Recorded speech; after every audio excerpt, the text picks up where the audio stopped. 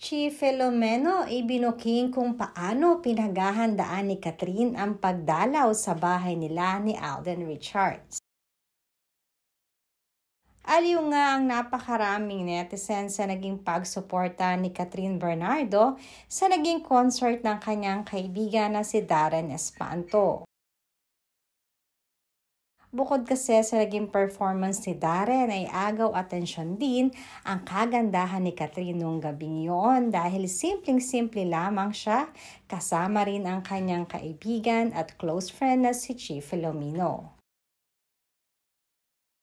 Hindi nga ito ang unang pagkakataon na magkasama ang dalawa sa isang concert katulad nito. At isa rin si Chi sa masasabing close friend ni Catherine sa showbiz.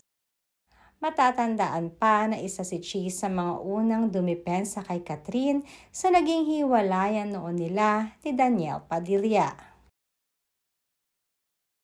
Kaya naman ayon na rin sa aming source, super thankful at sobrang saya ngayon ni Chi para sa kanyang kaibigan dahil in spite sa mga pinagdaanan nito ay nakikita niya na napaka-strong talaga ni Catherine Bernardo.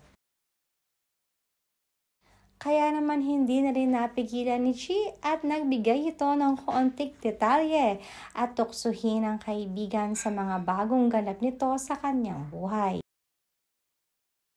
Dahil ayon na rin kay Chi, si Catherine di umano ang madalas na nag-groceries ng kanyang mga kailangan lalo na alam nito na dadalaw sa kanya si Alden Richards.